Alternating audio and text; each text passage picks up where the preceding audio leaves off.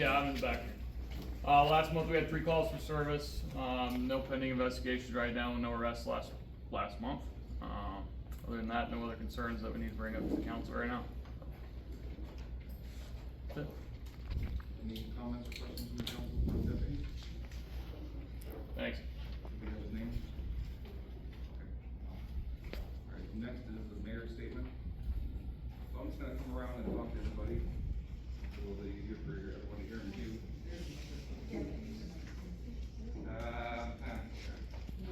Project my voice pretty good. Alright, this is only gonna take a couple minutes and then I'll go into the next agenda item. My name is Kevin Nelson, and I'm the mayor of Salix. When I was born, my parents brought me home from the hospital to their house that they lived in across the street from Salix City Park. It was a school back then. My father still lives in that same house over 40 years later. My grandparents on my dad's side live just outside of Salix, near Louis. My grandparents on my mom's side live right here in Salix for over 50 years. When they eventually transitioned into assisted living, they sold me their house, and I have lived in that house for the last 15 years and counting. 4 generations of my family have lived in that house because I have raised all 3 of my sons there. I tell you all this so that you understand that I care about the future of Salix. I have the same concerns that anyone else does about a data center. Electricity, water, noise, and down the list. I also have the same concerns that many have, that Salix is becoming a ghost town. A few decades ago, Salix had a school, multiple gas stations, multiple bars and restaurants, and a bank branch. All that's left on that list is 1 restaurant.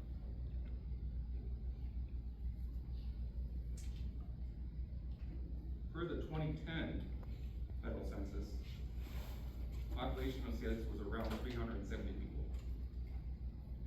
At the 2020 census, population of Salix was less than 300. We lost 25% of our population in Salix, on top of losing all those businesses.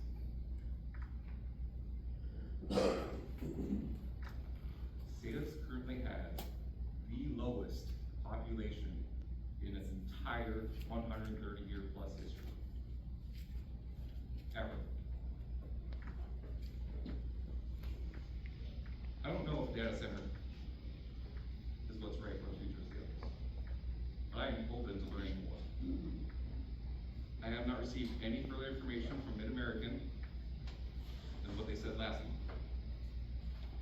They're doing site analysis, and they think it's a good site for development because of those large, 4-story tall electrical transmission lines that are already out there and have been out there for decades. Mid-American said last month that there is no end user yet, and no detailed plans have been provided to Salix elected officials.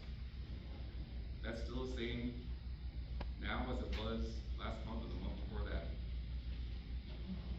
The same families that owned that 900 plus acres last year still own that 900 plus acres right now. That has not changed. I have a stoic or stone-faced manner during council meetings. It's not because I don't have empathy for people that have concerns, because I do. I'm an accountant, and I work with screens and numbers for a living.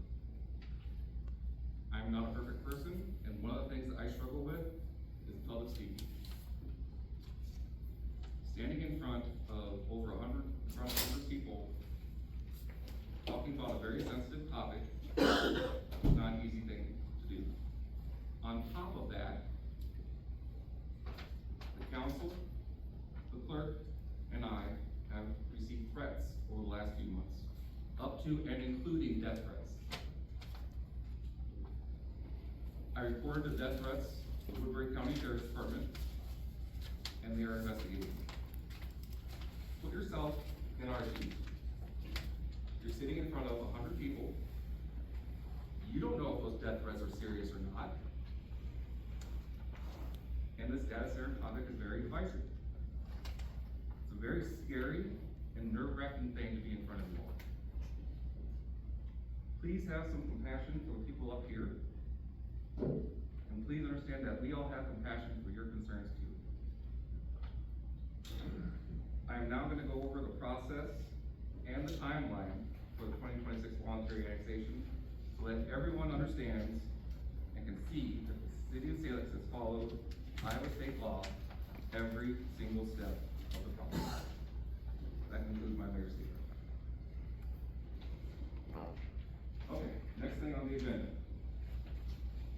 Voluntary annexation process and timeline. There's a packet of information over there on the table. If you don't have one, I'm sure there's still some more copies. Otherwise, you can always print you some at City Hall tomorrow if you want to have them. There's been a lot of news about voluntary annexation, annexation in general, and so I'm going to take this next 10 to 15 minutes to talk to everybody, because not everybody might understand the nuances of annexation law, and I'm just trying to help people understand. There's a lot of misinformation, a lot of just flat out lies out there. So, very first thing is Iowa Economic Development Authority.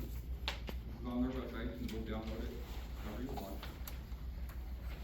This is their kind of a cheat sheet that's on their website for understanding how 100% voluntary annexation works, not in an urbanized area. So, first question everybody's going to have is, what is not in an urbanized area? As you can see in that first number 1, the second line there, not in an urbanized area just means town is more than 2 miles away from its nearest neighbor city. So, Sergeant Bluff and Sioux City are right over the interstate from each other, so they're both in an urbanized area. Salix is at least 6 miles from Sergeant Bluff, at least 6 miles from Sloan. We're more than triple the law requires of not an urbanized area. So Salix, Sloan, Hornick, Smithland, Lawton, Mobile, we are all not in an urbanized area. And why does that matter? Because the laws are different if you're not in an urbanized area. That's what the city of Salix follows, is the laws that are applicable to us. So, the other part of that is 100% voluntary. What does that mean? And on the next page of the packet, and this came from the website, and it's on the bottom, word for word. First up is the City Development Board that's appointed by the governor, and they oversee annexation of all cities in Iowa. Now, in Iowa, each category, not an urbanized city, not an urbanized area, in an urbanized area, they both have 3 options. First option, 100% voluntary. It sounds exactly what it is. Every single person that applies wants to be annexed into the city. The opposite of that, involuntary annexation. That is when a city chooses to annex land completely against the owner's wishes and annexes it anyway. There is an enormous amount of paperwork and steps in order to do that, and a city only has 3 years to provide those landowners with water and sewer services. Salix has never done that, and never will, I expect. So, those are the first 2. The third one is a hybrid, called 80-20. That means at least 80% of the land is owned by people that want to be annexed in.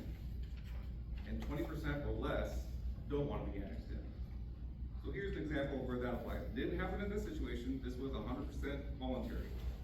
80-20 is, let's say tomorrow a rectangle of land south of Salix wants to be annexed in. But there's one house right in the middle and they don't.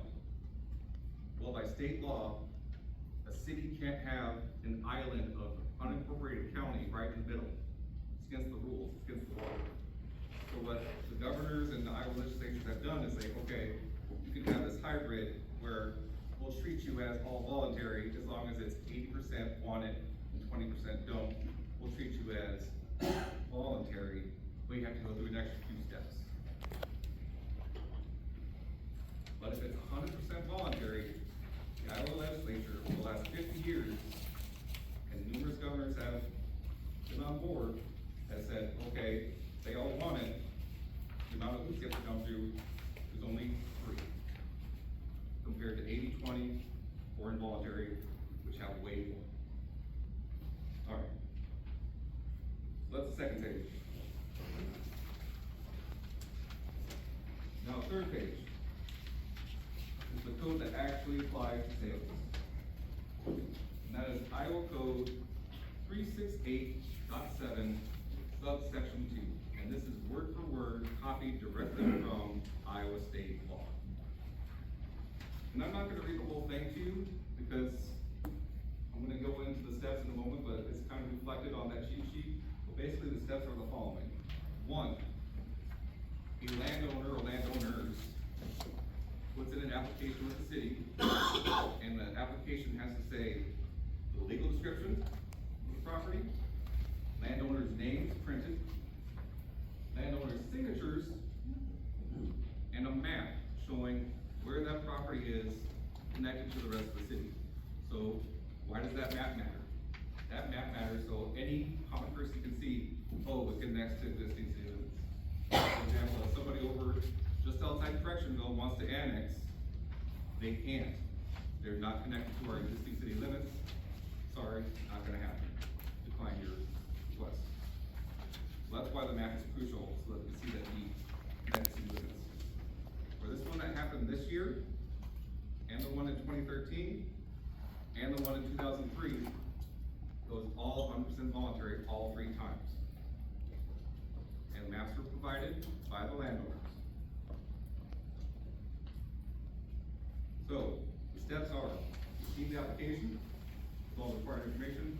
2, you have to inform the county supervisors via certified mail at least 14 business days before the city council can vote. 3, the city has to put in a county-approved, county official newspaper at least 14 days, just days, not business days, 14 days before the council can vote. 4, the council votes at their public hearing, and if it's approved, then it's step 5, where the city clerk sends all the information to various entities, DOT, Secretary of State, county supervisors, utility companies, and the list goes on. Once the Secretary of State reviews all the paperwork, processes it, once that is done, that is the date the annexation is official. Those are the 5 steps for a 100% voluntary annexation request for a non-urbanized city. Okay.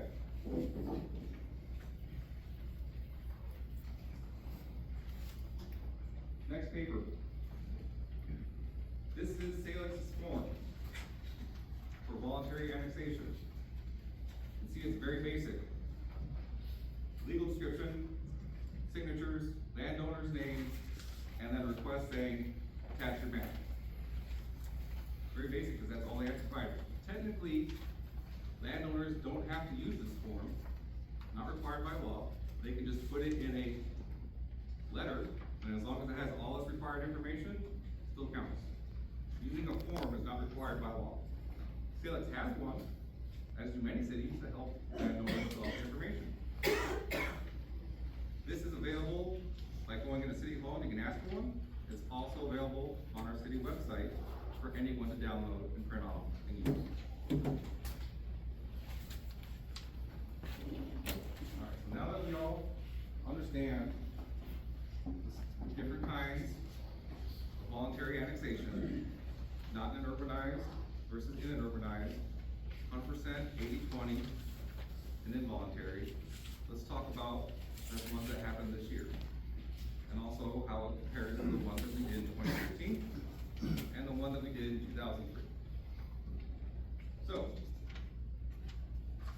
at some point, I don't know when, Mid-American began discussions with various landowners. Mid-American also began their site analysis. That's what they said last month. That's what they told us.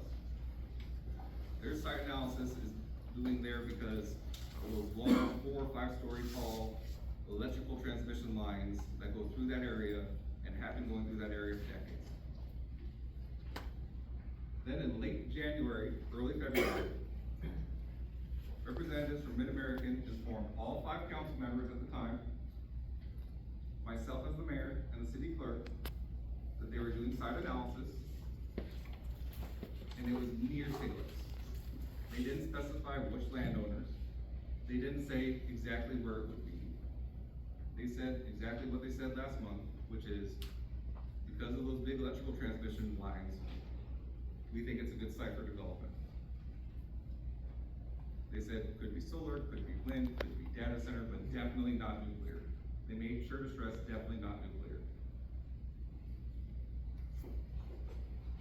Then on March 12th, before I go to March 12th, at no time ever have I, any member of the city council or the city clerk, ever signed a non-disclosure agreement with anyone. Nor were we ever asked to. I wanna say that again because it keeps getting out there, even though I've said it in multiple meetings now. We have never signed a non-disclosure agreement, nor have we ever even been asked to. We have also never received any kind of agreement or memorandum of understanding or contract or anything like that from Mid-American, the landowners, or an end user. We have received nothing like that, 0. All right, on March 12th, at around 3-4 p.m., a lawyer representing the various landowners came into City Hall with a packet of forms and maps and all the various information that are required and handed into City Hall. Our city clerk immediately contacted me, let me know. Then she immediately contacted our city attorney, who's sitting right here, John Hines, and asked for advice on what do we do next, because we haven't done this since 2013. We have the documentation, but Ashley's only been on the job for about a year. She has not done an annexation, so she immediately went to her council for advice. And our council, John Hines and his team, have been advising us, the council, myself and Ashley, every step of the way to make sure that we follow every state law to the letter and beyond. On March 12th, when they handed it in, I personally called Chairman Supervisor Mark Nelson and talked to him for 10 minutes. And my phone records can prove it. I told him, hey, we just got a voluntary annexation request in. It's about northeast of town. Here's a couple of the names of people involved. And oh, by the way, Mid-American's been talking about site analysis. They said solar, said wind, said potentially data center, but definitely not nuclear. And Mark said, okay, thanks for the heads up. I didn't want there to be even possibility that supervisors didn't know it was coming or that they didn't see it on their desk at all. I went above and beyond. March 13th, the very next day, we put a cover letter together. By we, I mean Ashley, as advised by our city council. Put a cover letter together and sent that via certified mail to the county supervisors. You can see that on the very next page. You can see the cover letter. You can see that we sent it by a certified mail. You can see it was dated March 13th. The very next day after we received it. We did not sit on it. We addressed it immediately. Now, why is that important? First, it's because state law requires it. Remember, you have to send it via certified mail at least 14 days before the council can vote. We sent them that, and they were notified 16 days, 16 business days before our council meeting. So the city clerk went above and beyond what's required by law and notified the county supervisor. Now, same day, March 13th, the city clerk puts it in the newspaper, contacts the Sergeant Bluff advocate, and says, hey, we have this, voluntary annexation notification. It's massive, because the sheer amount of legal descriptions for the property just goes on and on and on. It was enormous. It cost hundreds of dollars to put in the advocate, hundreds. Some of you be wondering, like, why did you put it in the advocate? Well, we had to put it in a county official newspaper. And in Woodbury County, there's only three. There's the Sergeant Bluff Advocate, there's the Sioux City Journal, and there's the Mobile Record. Mobile Record we haven't used as a city, because it's kind of in a different corner of our county. That's more for Lawton, Correctionville, that area than it is. So Sioux City Journal and Advocate, the city has used the Advocate for decades, because generally it's cheaper, both to buy and to post information in. It's been the city of Salix's official newspaper for decades, and that's why it didn't. The Grapevine is not a county official newspaper. It would not been allowed legally to be used as our legal notification, because it's not a county official newspaper. We couldn't use it because it was legally not allowed. We had history with using the Advocate, and it was posted in the Advocate. Now, some of you are questioning, like, well, when was it in the Advocate? That's on the second to last page. You see that it was on the Advocate on March 19th. Because they print things the following Thursday. They don't print newspapers in the Advocate every day. So it was in the very next available notification possibility for the Advocate. Why is that important? As I mentioned before, the third step for 100% voluntary annexation is you have to put it in a county official newspaper at least 14 days, not business days, just days, before the council can vote. It was put in the Advocate on the 19th. 20 days before the meeting. Once again, the city went above and beyond what was required by law to notify people. Now, I'd like to step back for a second and talk about the county supervisors and their notifications. I touched on how they were notified via certified mail. I touched on how I called Mark Nelson personally and talked to him. What I want to touch on is the next document in the packet, showing that they received it multiple times. They received it from certified mail, March 23rd. The city does not control the post office. What matters is, when did we mail it? We mailed it the very next day that we got it. It doesn't count against the city that the post office took too long to get it up there. What counts is, did we mail it? And that's the date it counts off of. Now, next page is a acceptance of service from Joshua Whitman. And for those of you that don't know who Joshua Whitman is, he is a deputy county attorney that works for County Attorney James Loomis. And most of the time, I'd say 80 to 90% of the time, he sits with the county supervisors and advises them during their weekly meeting every Tuesday. He sits on the right. He acknowledged receipt of it. And this is a copy with his signature and date, showing that he received it on March 18th. Because once again, we went above and beyond, and our county attorney emailed him the documents on March 18th. So not only did we go above and beyond and notify them extra days, not only did we go above and beyond notifying the newspaper extra days, not only did we go above and beyond by calling Mark Nelson personally, we went above and beyond and sent the supervisors twice in March, months ago. All right, so let's go back to the timeline.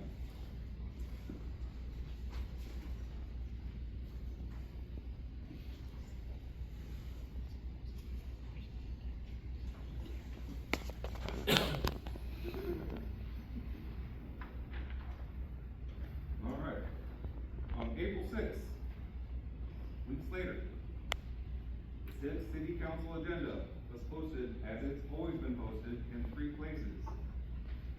City Hall, Post Office, City Council Chambers. On April 8th, the City Council had their meeting, including a public hearing for the voluntary annexation. At the conclusion of the public hearing, all 5 council members voted yes to approve the annexation request. And I've seen some false information out there that said that somehow the mayor pushed this through. I want to make something very, very clear to everyone. The mayor does not have a vote on the city council. Never has. It's just like the president in Congress, or the governor in the state legislature, Mayor Salix, and the council. I do not have a vote on anything they do. The only people that can vote an annexation, or a zoning change request, or a resolution, or an ordinance, are the 5 elected, currently 4, soon to be 5 again, elected council members. That's it. I don't have a vote, the city clerk doesn't have a vote, just those 5 people. Alright, so at the council meeting, they voted 5 yeses. At the public hearing, anyone was invited to speak at that public hearing. Some of the landowners were present at that meeting. Not all of them, but I recognize some of them. They chose not to speak. They are not required to. They are private citizens. They don't have to talk if they don't want to. They don't owe anyone an explanation because they're private citizens. At no time did any of the landowners tell me, as the mayor, or any of the council members, their motivation for annexing. Because again, they don't have to. They're not required to. Now, I want to make something real quick as well. Circling back to the county supervisors and how they knew in March. None of the county supervisors, not one, ever contacted City Hall, City Clerk, myself as the mayor, about any questions at all. They never contacted us at all. Not one of the county supervisors chose to come to the April 8th meeting of the annexation. Not one. And the cover letter that you saw, that's in this packet, clearly says when the meeting was. They knew, they chose not to attend. And they chose to ignore for 3 months. Now, council meeting is concluded on April 8th. They voted yes unanimously. Next day, I signed the resolution that they passed. And then on April 10th, 2 days later, the city clerk, Ashton Morrow, sent the various documents to all the various state and local authorities that she needed to send them to. Secretary of State, utilities, county supervisors, and down the list.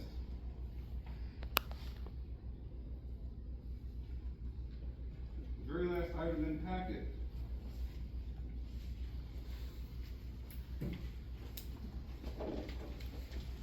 is from the Secretary of State.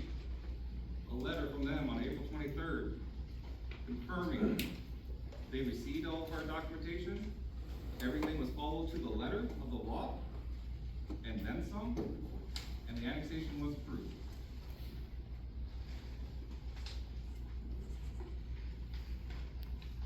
That's the entire process. One, paperwork comes in from the landowners, and by the way, the only thing the city provided was the form via its website. We didn't provide any maps, we didn't provide any legal descriptions, nothing.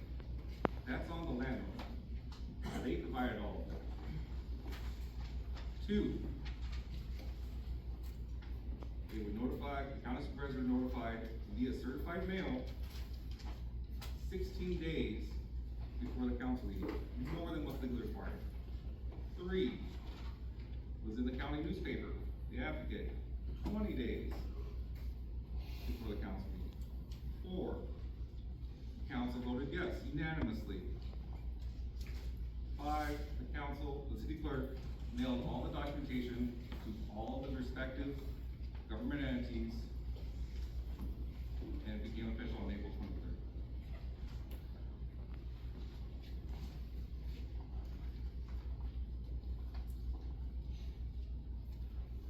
I know there's a lot of confusion around annexation, and I know some of you are thinking like, why didn't I say all this in April, or May, or June? At the April meeting, all of the landowners had an opportunity to speak. We chose not to. Every single one of the council people had an opportunity to speak. We chose not to. Because the only thing that the council knew for a fact was that these landowners had a right to voluntarily annex, petition to, and that's the only fact that they had. And so they went with, okay, we're gonna annex this land per their request. Now I mentioned this is what's been done before. In 2013, Mike Patterson annexed hundreds of acres to the west of Salix and a little bit to the north. 100% voluntary annexation. Exact same process was followed. In 2003, Rick Patterson annexed hundreds of acres across the interstate. The exact same process was followed. I know that some in the news are saying, like, what about this consultation? What about that? That consultation is only required if you're in an urbanized area, which Salix is not, or if you're doing an 80-20 or an involuntary annexation. And you might be asking yourself, well, why? And the reason is, if it's two cities close to each other, they might both have an equal claim on annexing that land. So there needs to be a consultation between the two cities and the county supervisors to try to mediate on who gets it. That doesn't apply here. There's not another city for over 6 miles. The other one is like, well, why didn't you come to a consultation? Because of the 80-20. Like, there's no need for a consultation. Every single landowner knew about it because they signed the form asking for it. Consultation would be if there is that example where the rectangle and the one house in the middle, if that house in the middle didn't know, then they need to be consulted about it, or at least told about it. That's where it applies. Doesn't apply when it's 100% voluntary annexation, because every single landowner knows and wants it to happen. There was no consultation here. There was no consultation in 2013. There was no consultation in 2003. Because Salix follows the law that applies to it, which is it's the straightforward, streamlined, 5-step process. By the way, that law has been in place since the 70s. Hopefully this answers everyone's questions about annexation and the timeline for everything. All right, I'm going to turn it back over to the regularly scheduled meeting.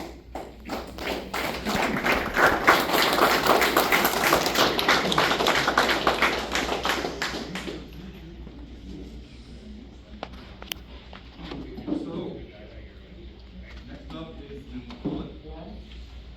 Attorney John Hines is going to give overall kind of a overview of the process, and then I have a list of people that signed up. I looked away for a second, I don't know what happened. Derek, can you do something? No, you're safe? Alright. John, go ahead. John Hines, the city attorney. For folks who haven't been here before, this is a public forum where it's the public's opportunity to offer comments to the council, to the mayor. It's not a Q&A format. If you have something that you want to talk about that's on the agenda, council and mayor will address that during that agenda item. If you have items that are not on the agenda that you want to talk about, council and mayor won't address that at all, because they can all talk about items that are on the agenda. Alright.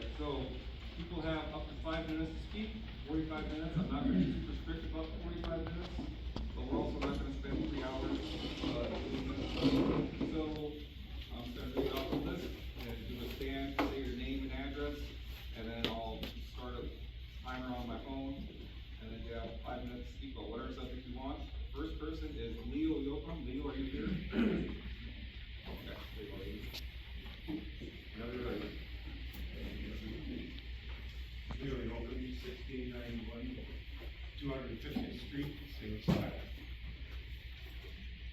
My family moved on to a farm in Salix in 1958 when I was 12 years old. I've been a Salix resident ever since, and I've seen a lot of changes.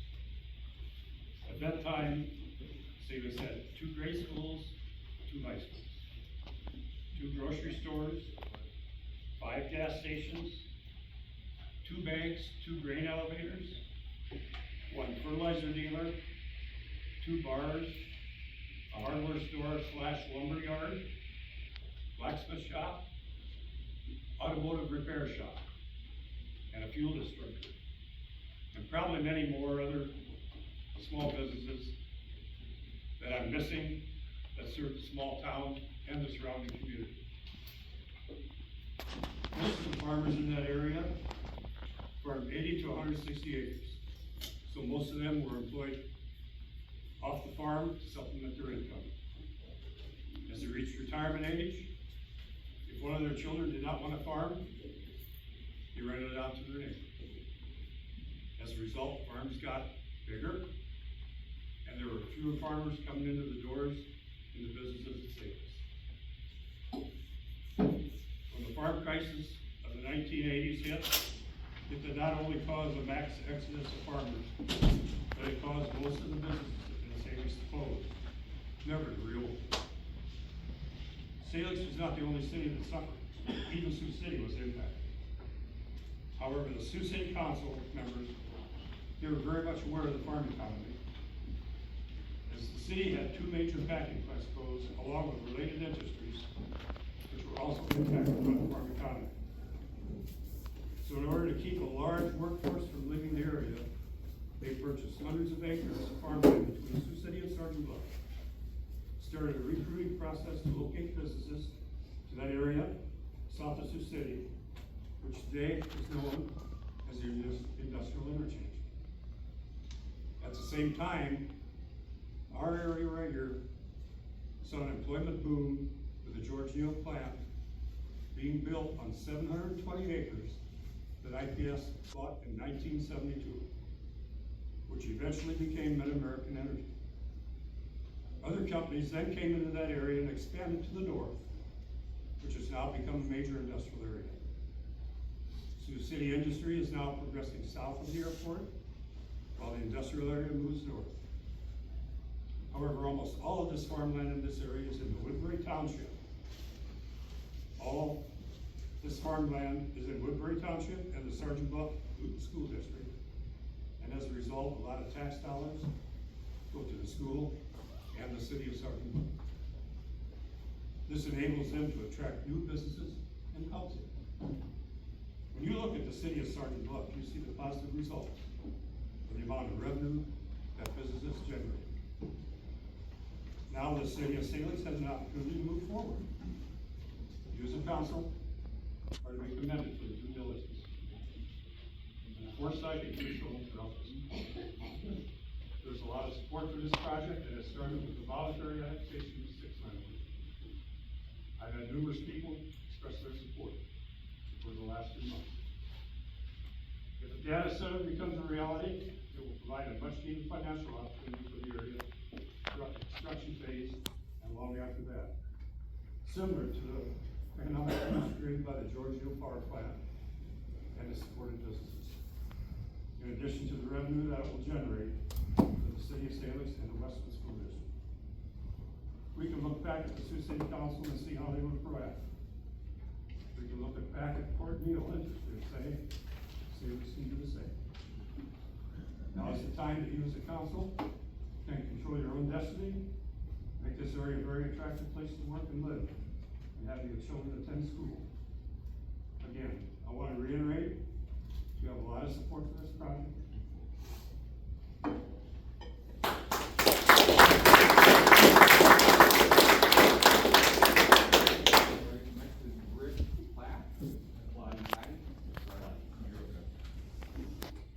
Good evening, Mayor and City Council. My name is Rick Plotty. I'm a licensed master electrician in the state of Iowa, and I'm proud to serve as the business manager for IBW Local 231 here in Sioux City, Iowa. That's the Electrical Workers Union, for those of you that don't know. I represent 400 active working journeyman and apprentice wiremen, 115 retired journeyman wiremen, and 40 new, just starting out helpers. They coach sports, they volunteer in our communities, they pay local taxes and raise families, some of them here in Salix. I know there are a lot of sincere concerns on a data center, particularly farmland usage, water usage, electrical demand. These are legitimate concerns that deserve careful answers. But let's not stop there.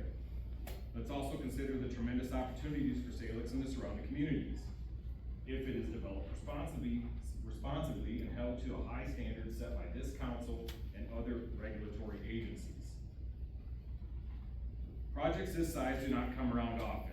During construction, they create hundreds of high-paying jobs for electricians and other skilled trades. Also during construction, support for local businesses such as restaurants, hotels, fuel suppliers, equipment dealers, and countless others. Paychecks spent locally create a ripple effect through the local economy. But beyond construction, they expand the local tax base. They provide resources for infrastructure, public safety, and other community needs. Whoever welcomes this project will reap the rewards. Let's go back to agriculture. It's always been a foundation of this area. Nothing about supporting responsible economic development will change that. We have balanced farming with manufacturing, energy, and other industries for generations. We can continue to protect what this area is, why this area, and what makes this area special, while creating opportunities for our children, grandchildren, without them leaving Northwest Iowa. I would respectfully ask this council to keep an open mind, require the developer to meet high standards for water use and power consumption, as well as environmental stewardship. Please carefully weigh the long-term benefits this investment could bring to Salix. Thank you for your time and your service to the community.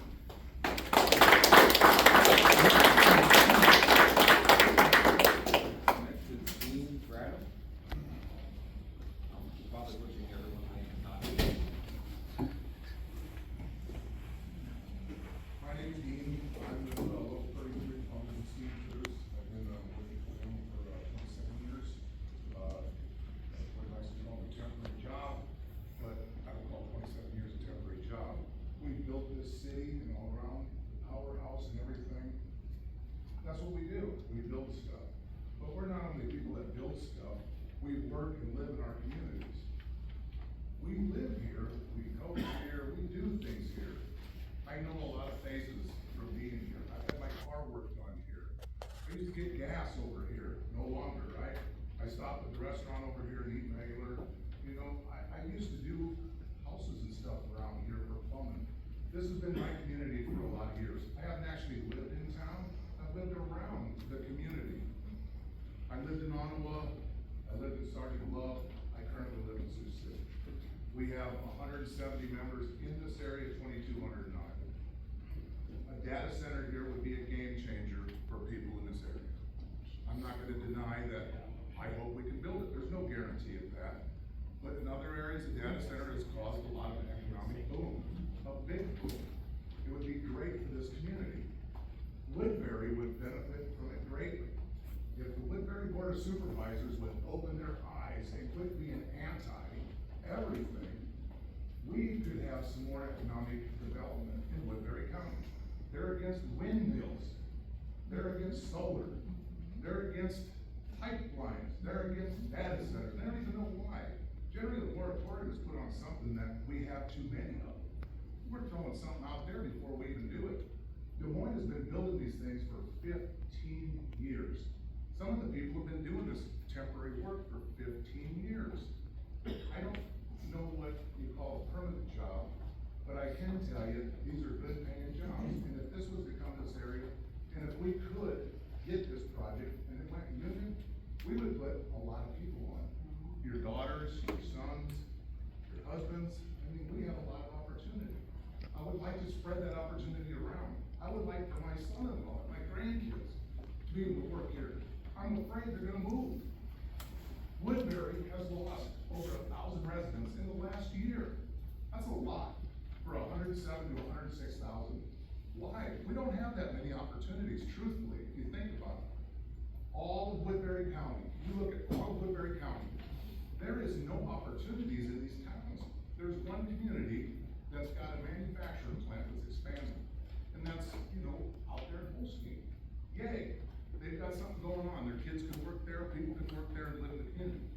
There's not too many people that get to live and work in this community. I don't know what a town is, but it's people that live and work in their own community, make money, spend it, and grow and raise people there. A data center, let's talk about the water. Sioux City has excess water, plenty of water. I talked to the guy that runs the treatment plant over here, plenty of water. They're not gonna need any additional water from this area. Let's talk about water usage already in the area. Golf courses, 2.5 golf courses use as much water as an average data center on this site, on this known site. A circle pivot of 130 acres, putting down 1 inch of water, will use between 500 and 1.5 million gallons a day. How many circle pivots do we see out there? I don't see anybody concerned about the water usage on that. Why? Because you're used to it, right? Everybody's used to it. It's not a big deal. Cancer is big in Iowa, right?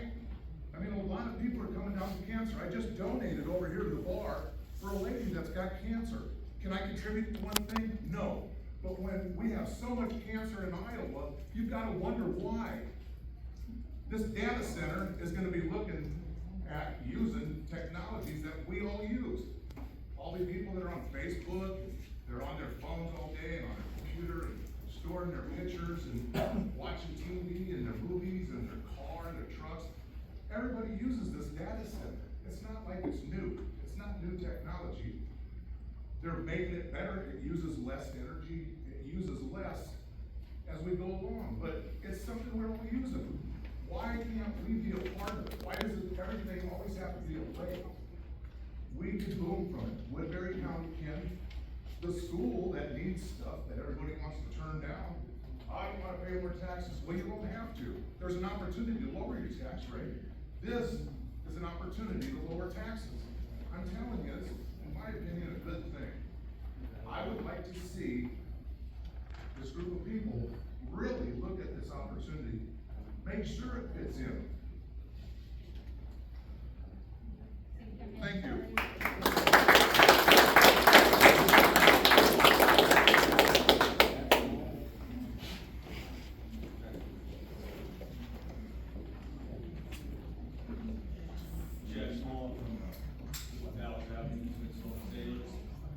I'm here talking more about the moratorium in Woodbury County than asking you guys how I oppose it. Right now, nothing's getting built. There's no construction happening, there's no resolution. And I believe this community deserves a chance to hear it before we decide to close the door on it. As leaders of Salix, you have the responsibility and the authority to determine whether any project is the right fit for our community. You can require responsible development, you can negotiate conditions, you can make sure our roads, water, and residents are protected. Moratorium does not give you more authority, it simply prevents the conversations from happening. We've seen this happen before. Our county supervisors tell landowners you can't put solar on your land, you can't put a wind tower on your land. All the board has done is cost landowners well for their future. Great job building and maintaining these projects. And lost tax money for our community.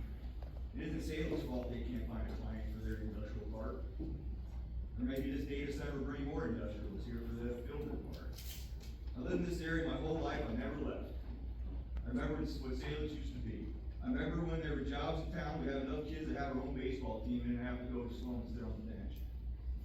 We had multiple places to get your haircuts, vehicles, and tractors in there. A grain elevator over here that people in town worked at, private job, and gave farmers another chance to go to.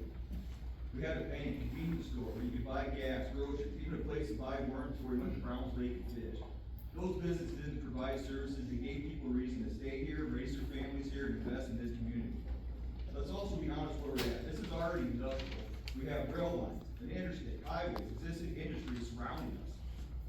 If you wanna know whether these kind of projects can coexist with small towns, drive through communities that have wind farms or data centers. These towns remain great places to live while benefit from additional tax revenues that help our schools, growth, and our local services. I simply ask you I'd simply ask you not reject the opportunity before we even heard from the floor. Let's ask the hard questions, let's make sure the project fits our community. Thank you for your time, thank you, Mayor, for your earlier speech. Thank you.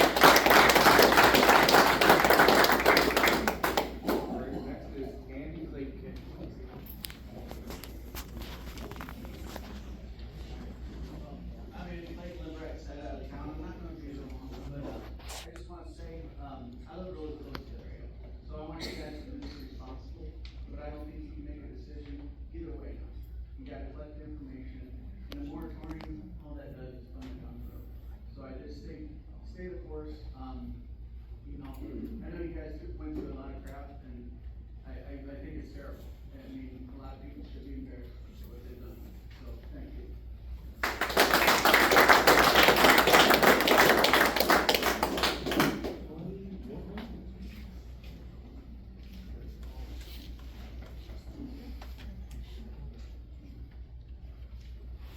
Hello, my name is Tony Workman. I have a little experience in Madison. I come from Stanford. I sat in meetings like this. I had 3 minutes to talk. My home was right across the road from one of these places. The 3 minute was a railroad project, railroad property. We had MPD, which is in the medical year. They were back in the room and winded it. These people pushed this project through. They saw it out. These data people, they called it the data money, or a data center. Doesn't mean anything. These data companies can do anything when they need it. They can put crypto in there. They can do an actual data warehouse with an AI. There's no controlling what you're doing. These are multi-millionaires, billionaires. They won't. You are kidding. You think you can control these guys? You cannot control the power company. Those people have power of any. They used it on me. They took my property to build a power line illegally from a 10-mile location. They charged the ratepayers $20 million for this power line to finance a crypto mine across the road from our place. That whines and howls so bad, our livestock got mean, our animals got wild, our wildlife left. If you got a dairy within 5 miles of this thing, look out, if this stuff radiates, it radiates out 3 miles, and that's just a small data center they put in our place, or a crypto mine, if you wanna call it that, because they use the term interchangeably. They destroyed our home so bad, we couldn't sleep at night. We had to get sleep machines just to get some sleep. And it didn't help. Our house rattled, the machine sheds rattled. They didn't care. They were on Lincoln, they didn't care, they didn't live there. They don't put these things by their houses, they put them by your houses. You're small, independent people that live around this, you guys are gonna suffer, and you're gonna suffer tough.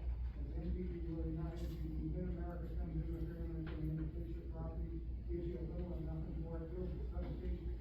They don't care, these CEOs that the power companies make millions, and half of the salaries they get, and this was researched by people, is from crypto and this kind of stuff, because they get bonus by wasting energy. And talk about wasting energy, they waste more energy on 5 little crypto pods up there in our county than the rest of the county uses. So they're gonna put a 900-acre crypto farm out here, or a data center, or whatever you wanna call it, if you don't know, if you haven't researched it, you haven't looked into it, and they say, oh, it's gonna increase your taxes. Or take the use your taxes. Our taxes have gone up every year since they put this in. 1 second did it go down. And we can prove that to you. And I tell you, these people that live around there, they don't have a say, they get 3 minutes to defend their home. And you people have, the ability to stop that crap and look into this stuff and look what they're gonna do, because you're going into line and trust me, that's exactly what they did there. And you just don't know what it's like to live like one of these things. We belong to a national group. We know people in Texas, North Carolina, South Carolina, Tennessee, New York that are fighting this, and they've got their lawyers after them, and they're fighting this stuff, they're trying to get moratoriums. We got Nebraska City calling us because they got one of these things coming in, and they're trying to stop it. We got one in here, we got one in Broken Bow, and they're trying to stop it because these places, they have no respect for the neighbors. If you live anywhere around these things, you're good. we have and want to live, we can't sell our property because it's worth nothing. No one wants to buy a piece of property that's got noise rattling so loud, and got water pipes in their house, gurgle. Now, nobody wants to have a livestock operation where the animals are so mean, they actually look at you and they just hate you. You go in the yard and they'll chase you, because they wanna kill you because they're suffering just like you are. Your brain wants to explode, that's how bad this stuff can be. And it's not me saying that, that's people all over the United States, and I can put you in a Zoom meeting and you can talk to these people, and I advise it before you ever put this in your community and destroy it.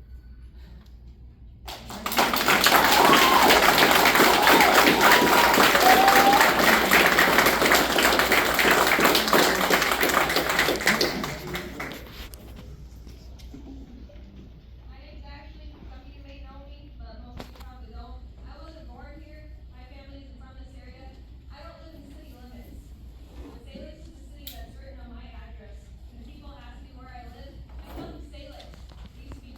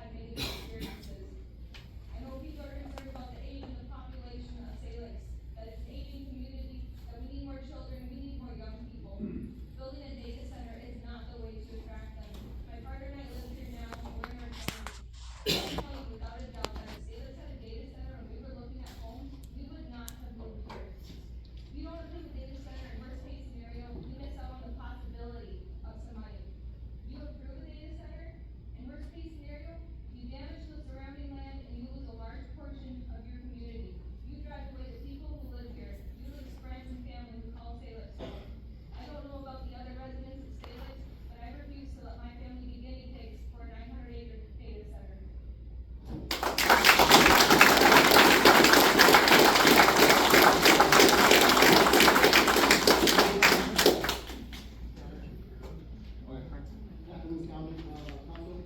My name is Jose Montes, this is Agent for Local 21 I worker. As well as I'm speaking on behalf of the Northwest Iowa Food Trade. We represent 12 trades around this area, Northwest Iowa, in support of this proposed data center company sale. Project represents a significant opportunity to work in the county, during construction, will create trade job, steel treatment, and generating millions of dollars that will spend in our local communities. We have families supporting jobs that will help create our local economy and support areas of business. Beyond construction, the data center will expand the county's taxes, create new revenue that can help support roads, emergency services, schools, and other essential public services without placing additional burdens on current residents and property owners.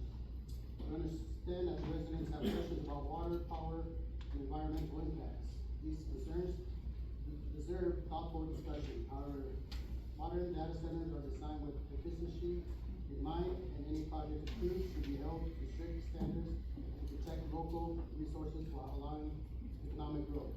Salix has a chance to welcome a major investment that will create jobs, generate tax revenue, and help secure a stronger future for our communities. Thank you for your time.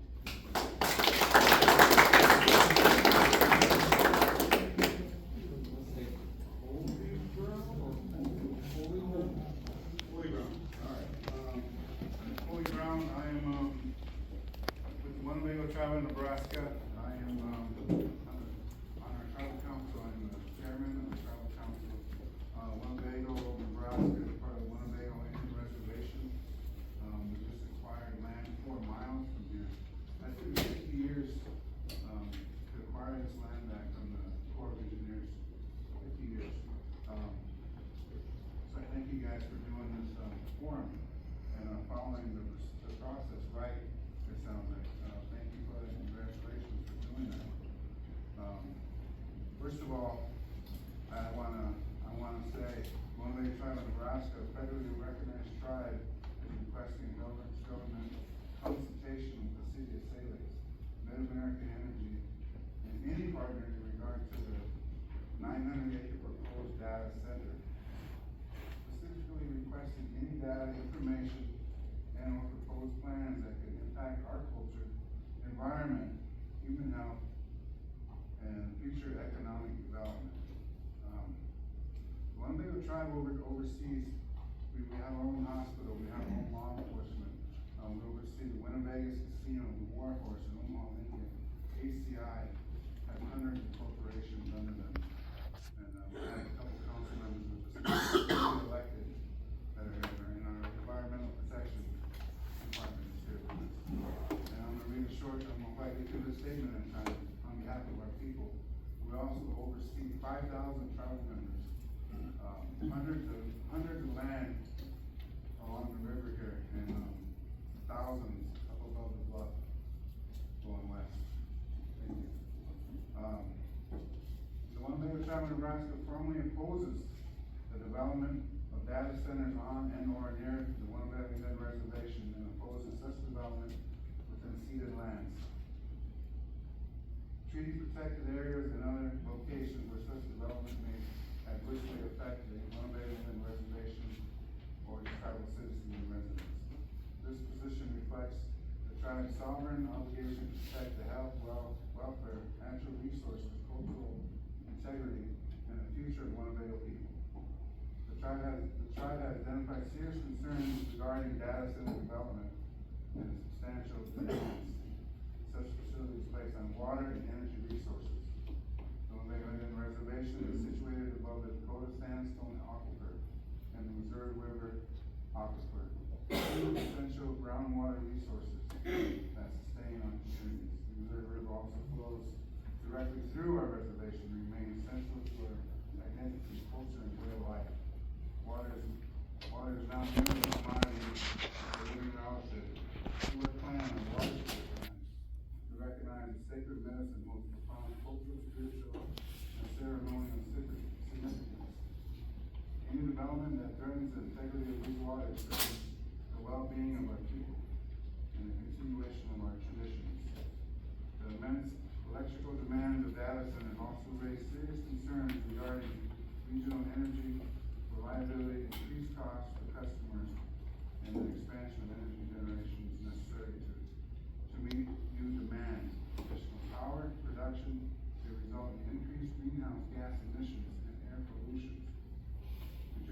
rising temperatures and worsening public health conditions, including respiratory illnesses, asthma, chronic pulmonary disease, COPD.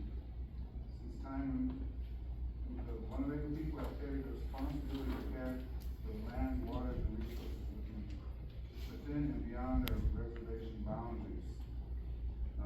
With hunting, fishing, gathering, all that this land provides for us. Our culture and traditions, and maintain spiritual connections to the land. The tribe does not support development that threatens our valuable resources or compromises cultural significant landscapes and sacred places. No development affecting tribal communities, lands, resources, or treaty rights to proceed without early, meaningful, and ongoing government-to-government consultations with the Winnebago Tribe of Nebraska and full recognition of the tribal sovereignty. The Winnebago Tribe of Nebraska supports responsible and sustainable economic development that respects the environment, protects cultural resources, and upholds tribal sovereignty. The Winnebago Tribe of Nebraska remains committed to exercising and defending the sovereign authority of the Winnebago people to protect tribal lands, treaty rights, and sacred resources. The tribe will continue to advocate for accountable decision-making and environmental stewardship that reflects these responsibilities to present and for our future generations. So again, we come here right now to oppose, but again, we are here open-minded, always open-minded to good things to for the health and welfare of all of us. Thank you.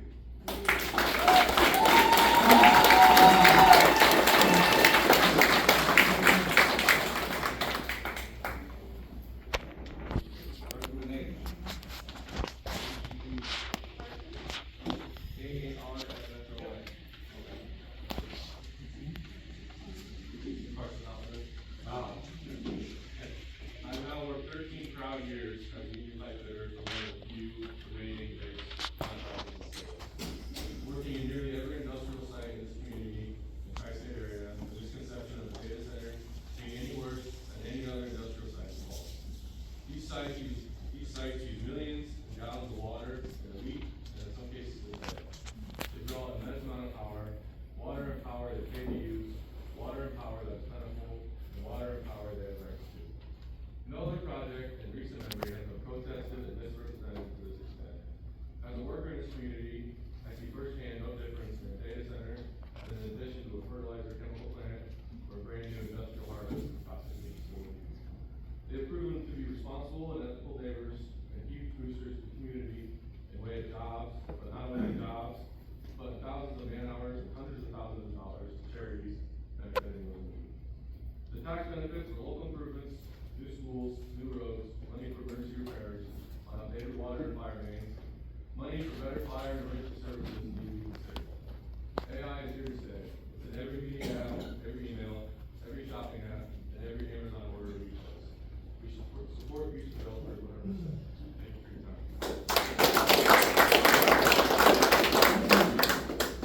Next is Jeff.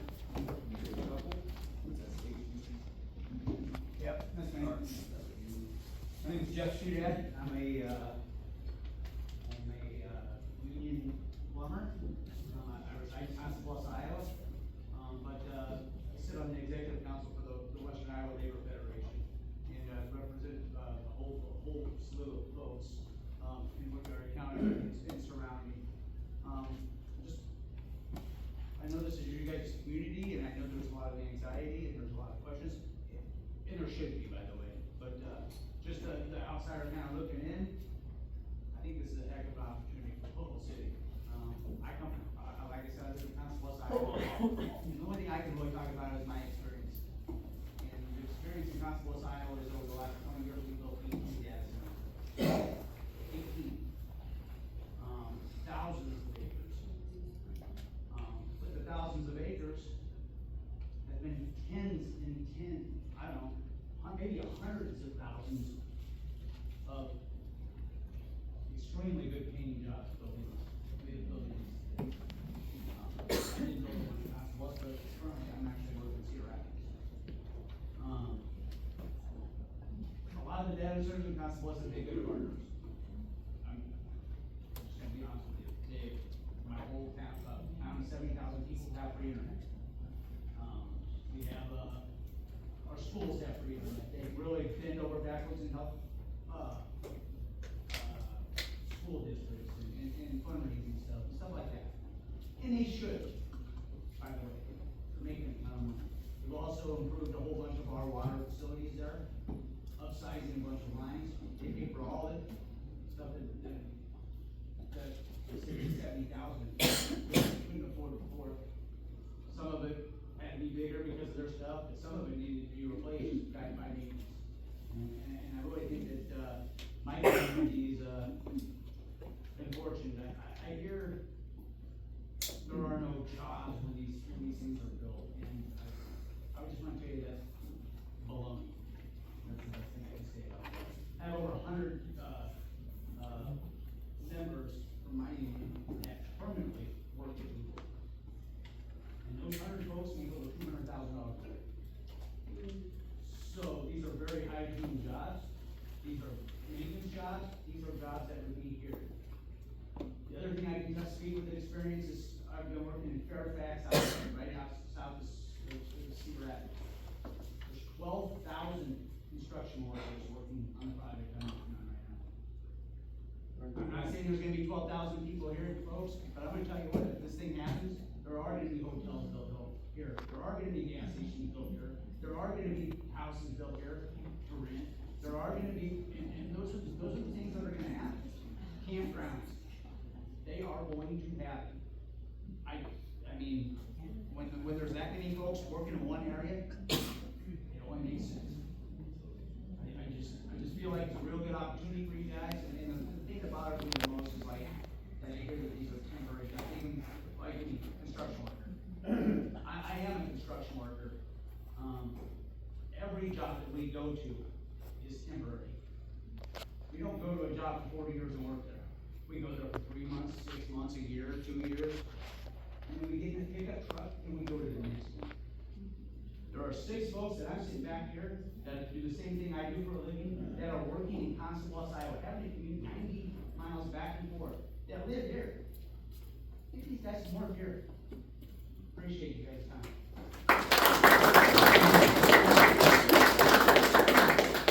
Sorry, next is Lori Peterson. Lori, L-O-R-I.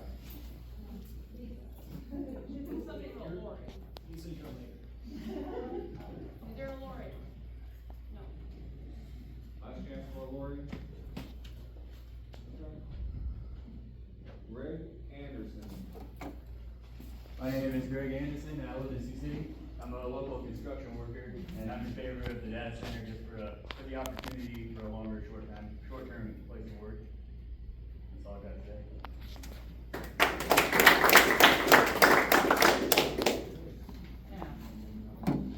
Ron.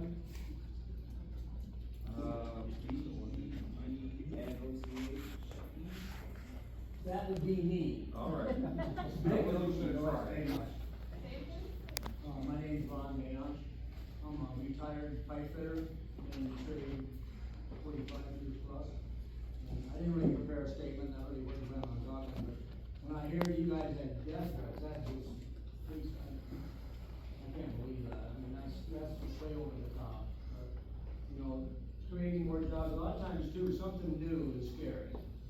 You know, something new in the community can be scary because of the unknown, but, more jobs, and when you look at the possibility of the tax relief, and it'd be good for a community like this that has slid a little bit because of the economy and because things going away, and I support the data center, and sorry about all that negative stuff you guys had to go through.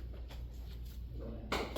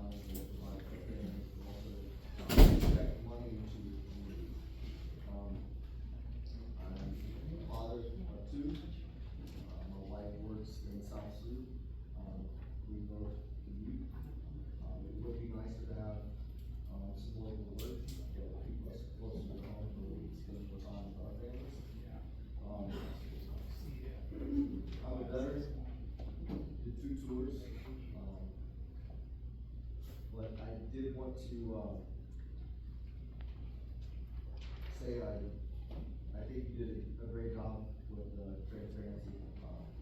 It's a selfless service, that definitely shouldn't happen, to you guys, that's all I have. I did wanna share a, letter from the mayor of West Des Moines. Russ Trimble, that went through the same thing that you're going through. I'm gonna start with his words here. I've been elected official in West Des Moines since 2010, serving as city councilman for 12 years and mayor for almost 5 years. As an elected official, I've worked with Microsoft for 16 plus years. We currently have 5 Microsoft data centers in West Des Moines, with a 6th one already planned for the near future. The benefits of having these data centers in Microsoft, specifically in our city, are many. Microsoft has helped us diversify our economy and grow our tax base substantially. I believe Microsoft is the largest property taxpayer in West Des Moines. Just one of our Microsoft data centers has taxable valuation greater than the taxable valuation of the entire city of Windsor Heights. This increased tax base has helped us reduce the city levy rate from 12.05 per thousand to $10.80 per thousand over a 10 to 11 period. Second, we created a TIF district to add the necessary infrastructure for Microsoft to locate in West Des Moines. The incremental increase in property tax valuation for Microsoft alone paid for infrastructure that otherwise would have someday been borne by the city taxpayer. 3, the infrastructure paid for the incremental increase in property valuation for Microsoft opened up an additional 4,500 acres for the building. 4, since we use TIF and not abatement, we could take the debt services levies from local governments. Debt service levy from our schools levied against this massive new evaluation has literally helped renovate and build new schools. This is a concern of few of the members of the community. This has significantly helped not only those school districts, but the taxpayers in those districts as well. 5th, these data centers have created or will have created over 1,000 permanent, high-quality jobs for our citizens. In addition to permanent jobs at the data centers, this investment also created thousands of temporary construction jobs. I say temporary, folks, because these jobs have been in existence since 2008 to 2009. The demand for HVAC specialists, which I am, electricians, and other construction types, jobs is massive. 6, having jobs working for Microsoft says to the rest of the world, West Des Moines is a progressive community with a diversity of good paying jobs in the 21st century. That helped with recruitment of young people to the community. OpenAI, ChatGPT 4, that powers premium versions of ChatGPT, was developed right here in one of our Microsoft data centers in West Des Moines, Iowa. 7, Microsoft is a great corporate citizen who is invested in the community, who cares about the city, and the people who live here deeply care about their environment.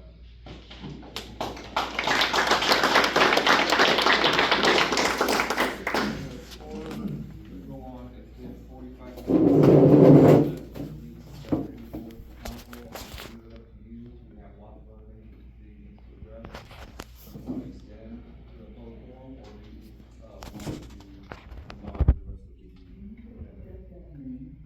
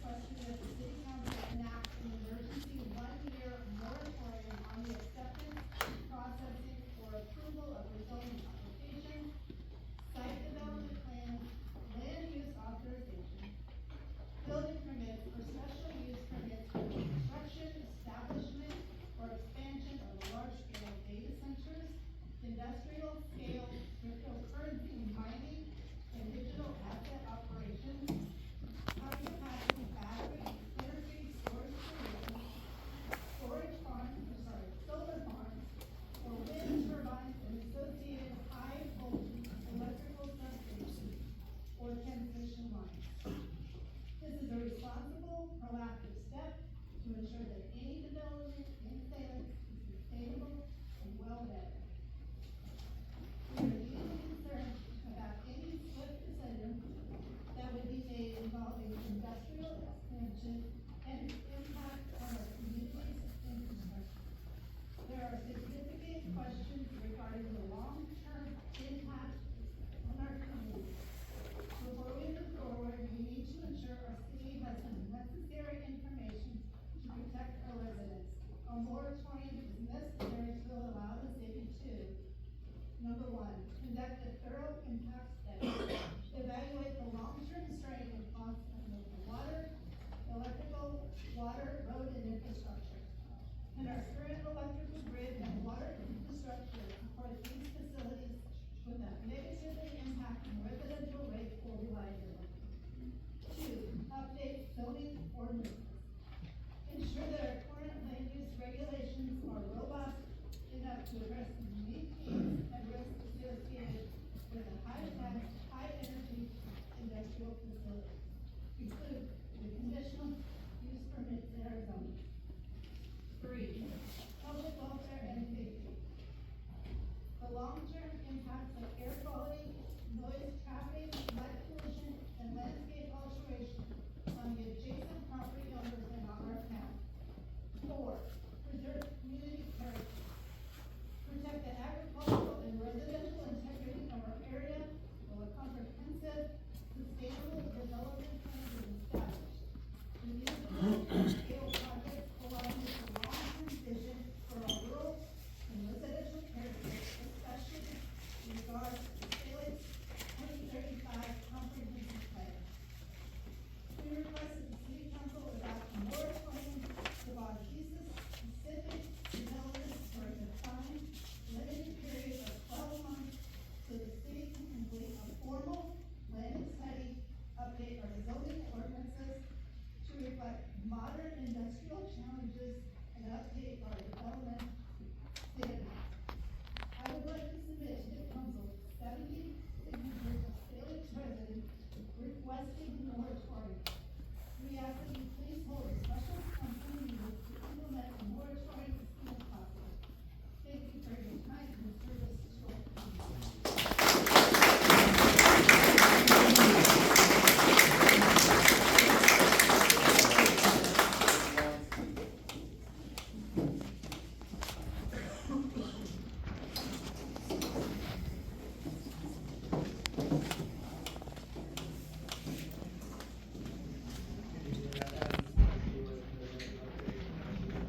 Just here to provide a brief update to some of our questions last time. It'll be short, because we have progress, this is the same status as it was a month ago, just want to make sure the city and the community, that. We are making progress towards selecting a customer, but we have not selected one yet. It is a long process. We have to ensure, our customers are not harmed in this process, put agreements in place to do that. And we have to make sure we take the feedback from the state of community, seriously when we select and introduce a customer to the community. So just want to be clear today, there is no customer, there's no development plan, there's no application for the city and the community to review. At this time, we will continue to provide updates. We are still continuing to assess the site ourselves. So if you see people out on site, looking at the site, investigating it, it's just part of our review process. Last time I said we're very early in the process, that has not changed. We're still very early in our process as we continue to investigate the site for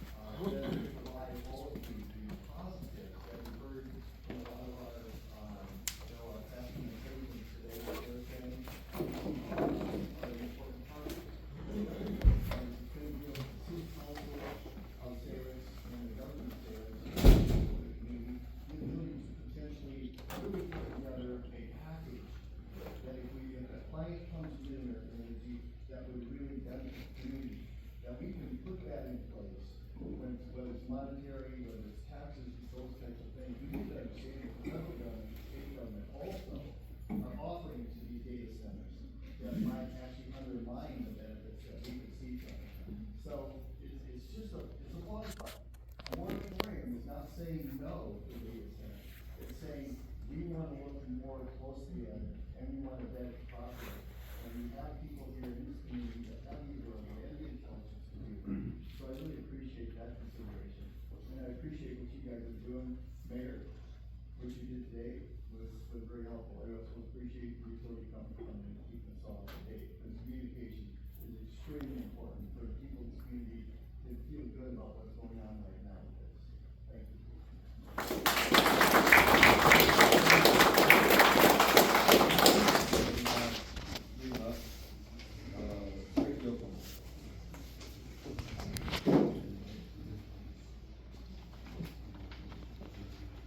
Greg Yocum, 1629 East 70th Street. Right off the bat, I'm not moving. I plan on staying right where I'm at. This has been a long process. I have looked deep into this. A lot. I'm not moving. I'm staying here. I grew up here. Like Chad Small said, I played Little League baseball here. I mean, I went to Catholic grade school here. In this whole process, I believe that this was, and still is, can be, a good opportunity for the city of Salix, for the fire department, for the Westwood School District, and the surrounding communities.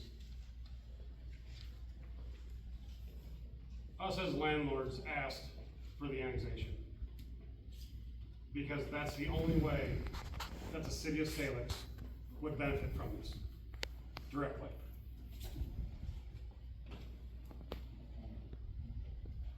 This is a chance for the city of Salix and the city council to be leaders and fully investigate and research the pros and cons of whatever business is chosen for this site.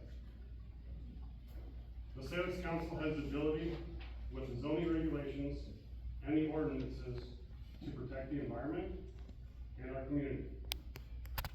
Salix can be an example from all other small towns looking for ways to enhance and grow their community and tax base.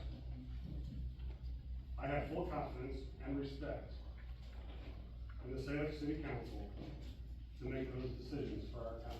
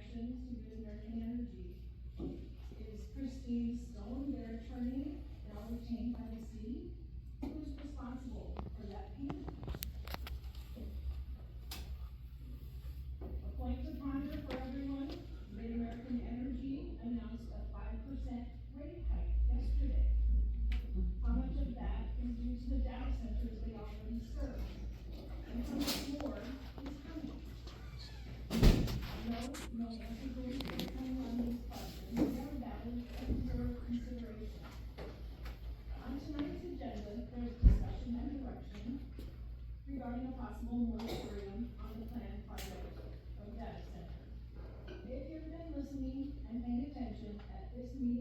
prior meetings, you've heard from both sides of the issue. Numerous questions have been raised: water use, power availability, property values, air and water pollution, temporary jobs, fire protection, road use, reclamation, and many, many more, with zero answers.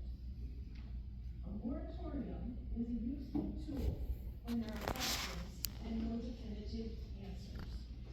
If this data center is a positive today, it will be the same in a year. Moratoriums or outright bans on data centers are in place in much of the United States. Here are a few in our surrounding states. South Dakota, statewide, 1 year. Nebraska counties, Dade, Garfield, Butler, Fox Butte, Custer, Dundee, Phoenix, Case, Harlan, Johnson, Harmony, Ogle, Seward, Saline. Iowa counties, Lynn, Madison, Johnson, Butte, Clark, Plymouth, Sioux, and Woodbury. There are more moratoriums or bans under consideration throughout the entire country. All of these counties and state governments cannot be wrong. The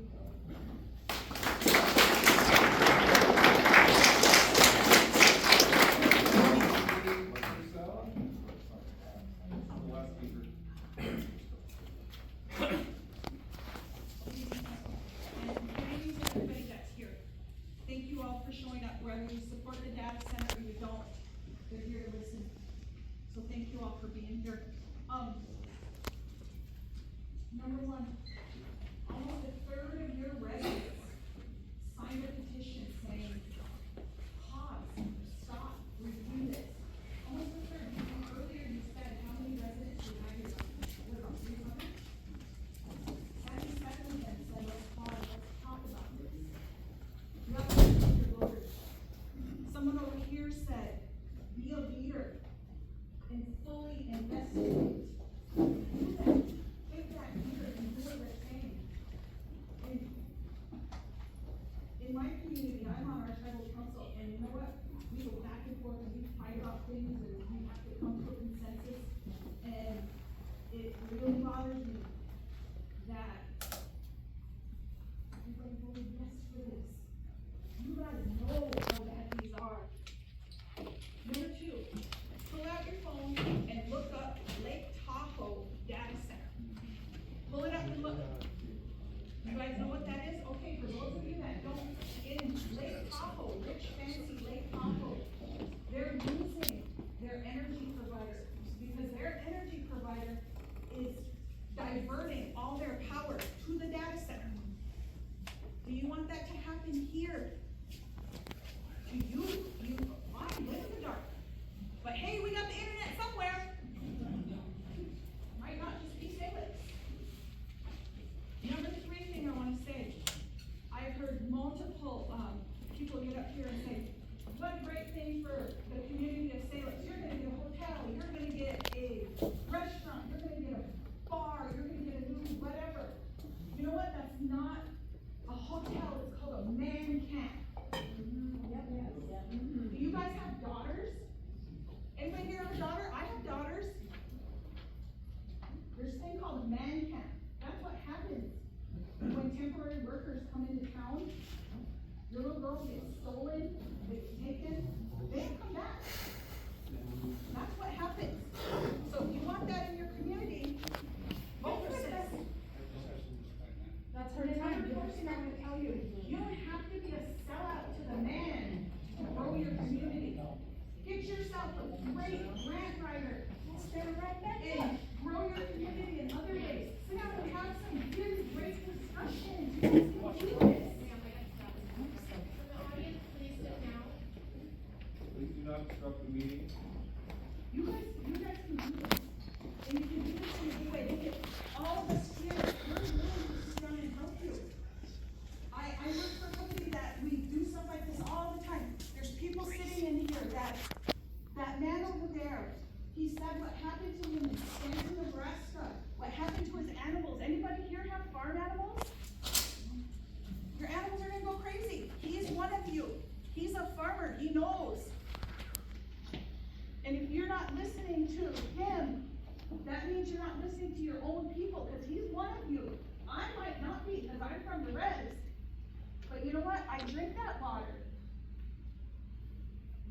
that is there for all of us. Just today, we worked with an organization called the Brave Heart Society, because there were things we didn't know about what data centers would do to the water. So I'm gonna invite all of you to Winnebago, Nebraska, that first week in August. Brave Heart's gonna come and they're gonna do a presentation for us. The number of, what their geologist said, he said, if you wanna kill a river, get a data center. So if the city of Salix wants to be responsible for the death of the Missouri River, get your data center. That is not a legacy any of you want. And I thank you, Mr. Moses, for making the motion to hear the rest of us. I thank you, Ms. Burkhart, for seconding that motion. It's hard to sit where you guys are sitting, it really is. But do the right thing for your people. Do the right thing for your children, do the right thing for your grandchildren. You might only have 300 kids here, but look at that lady over there. She moved here because this is a clean, kind community. She wants to be here. She is a young lady, wants to start her family here. Would she be here if there's a data center? He flat out said no.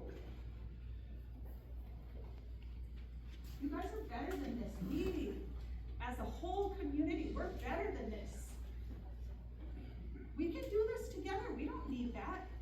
You know, do you really need another picture of yourself riding on a horse?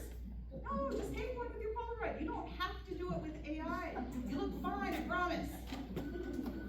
So, thank you all.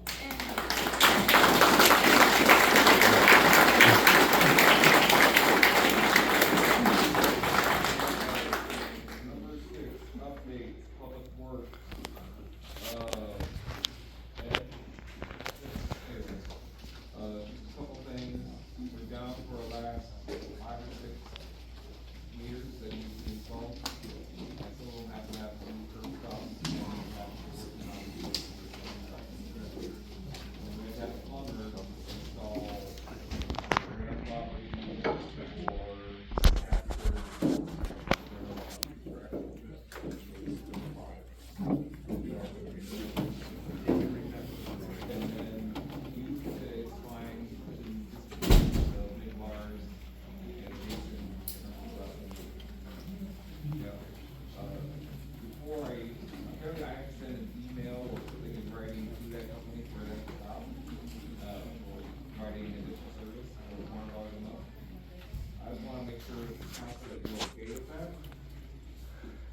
before I do that. And if things seem ready to go, but I want to make sure the council on an as-needed basis, correct? Correct. Emily, you okay with that? You okay with that? Cool. All right, any questions?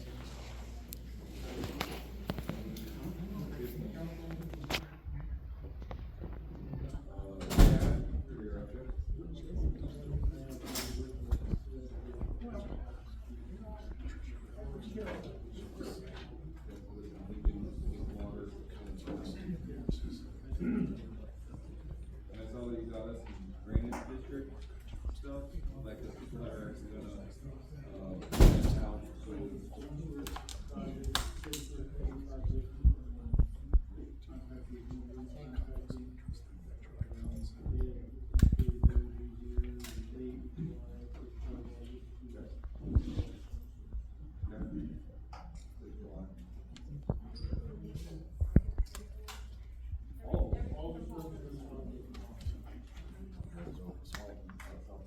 Anything that's within the drainage,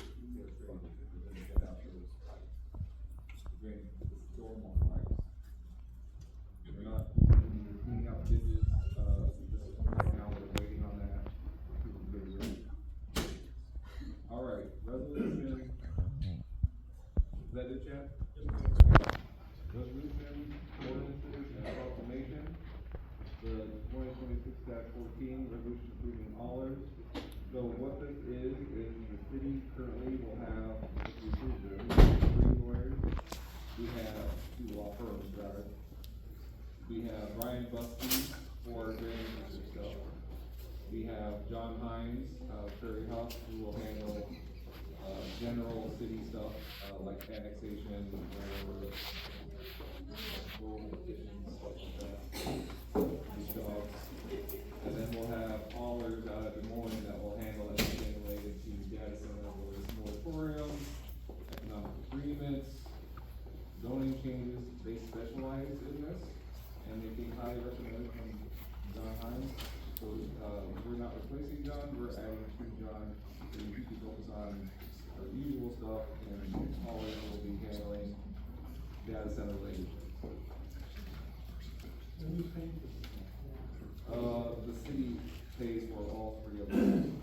How come we don't, has anyone heard of Gavin, Andy? When he asked if the developer to chip in on the cost? That, we can get to that, in, what is that?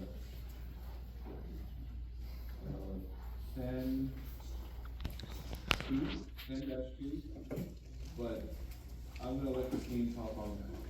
This is just approving hours to represent the city regarding the very narrow scope of things related to data, moratoriums, economic agreements, zoning law changes, that area of the. So, is there a motion? Okay, there's a second. All right, roll call vote, it's gonna go from my left to right. Gene? Why should we pay for it if the developers bring this down?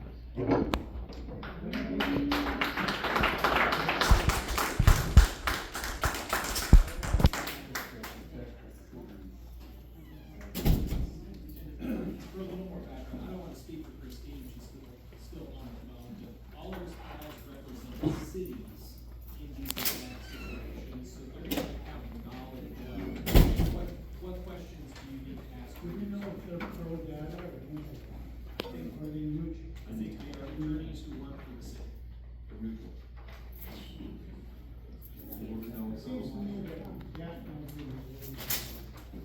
And again, we'll get to that in 10-2. This is just, okay, Brandon, yes, Emma, yes, and 3-1, all right, approved. Resolution 2026-15, resolution for special election. John, do you wanna give a quick overview? Yes, so, tonight we have an appointment of a council member on the agenda, but we did receive a petition for a special election. So the council needs to pass a resolution to call that special election. The date will be set, by the county. We don't have a firm date on it, but it's gonna happen soon. The November general election is too far away. So that information will come out, and then candidates will have the ability to submit their, materials, to run for that spot. So this is a resolution to call that special. And do they need to say a specific date before a specific time? No, the county auditors need to. County auditor, so it's not up to the council what date it's gonna be? It's not up to the council to set the date, so your resolution calls the election, and then the county election commissioner will fill in those details. So, with that background, is there a motion? Go ahead.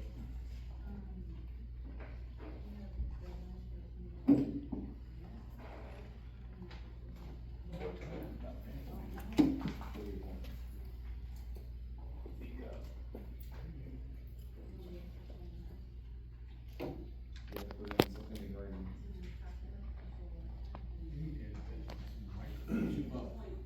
You will appoint the person, you will appoint someone tonight, that person will serve temporarily until the election is over. But you have to do the election because of the petition. Can we withdraw the petition? I don't believe so, no.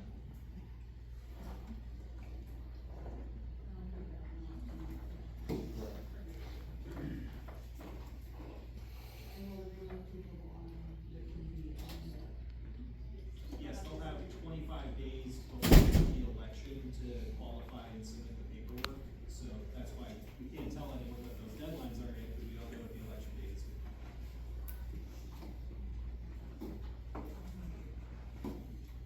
No, we have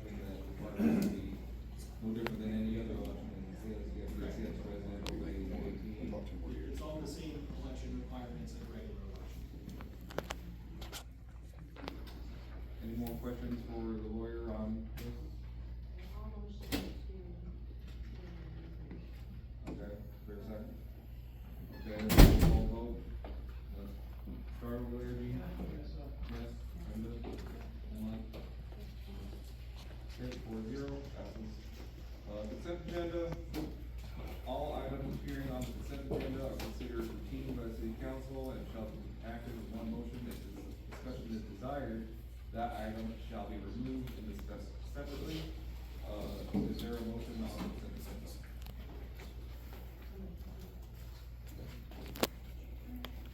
Second, all in favor? Alright. Old business. Aspen Development, with training, meeting on lots 1 and 2 this week, working on permit number 2 for lots 3 and 4. They have an extra. This is informational. There's nothing for the city to do, just be aware of the there's work on permit. There's nothing for the hold on. Okay. New business, vote on new council member appointment. So, the deadline was today at noon, put something in writing and hand it into City Hall saying that you would like to be considered to be appointed to be the interim council member to fill Nick Black's term. To my knowledge, only one person actually did that and put in the name in writing. Tim Skidmore, are you here? Hi, Tim. Do you wanna take the oath of office and take your seat now, or do you not wanna do that? I can do it. Alright, come on up. I guess you can like make your appeal to the council, but there's only you, so. You're probably gonna win.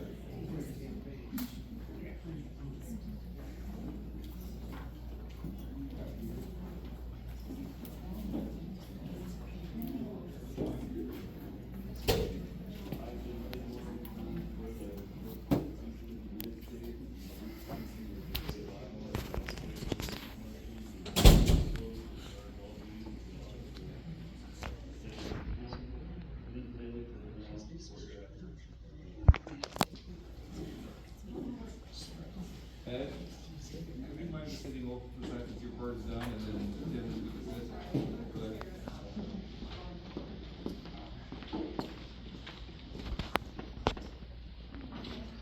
Thank you, Ed.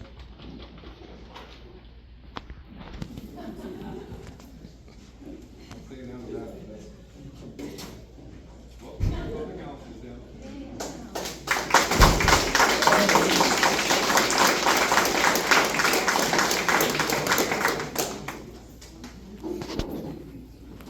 Alright, 10-2, discussion and direction regarding possible or related. Nope, they didn't, I'm sorry. I apologize. Vote on new council member, roll call vote, this will make it official, we don't wanna miss anything. Is there a motion? Motion. Thank you, is there a second? Okay, all in favor to appoint Tim Skidmore as the interim?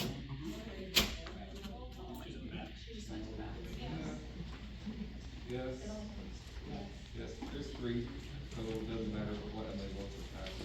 You can ask me. Alright. 10-2, discussion and direction regarding possible moratorium related to data center projects. Before the council, starts discussing, we have on speakerphone our lawyer from Allers Group, Christine Stone. She is on speaker here, so I don't know if everyone in the back can hear, but at least the council can hear. Christine, are you still there? I am, yes, good evening. Thank you for holding on so long. Can you just give everyone an overview of what a moratorium is and what it is not, and anything else you'd like to share at this point, and then the council may ask you questions. Sure. So first of all, as the mayor said, my name is Christine Stone. I'm a shareholder at the Allers and Cooney firm in Des Moines. Our firm represents public entities all across the state. My partner, Nathan Overberg, specializes in economic development agreements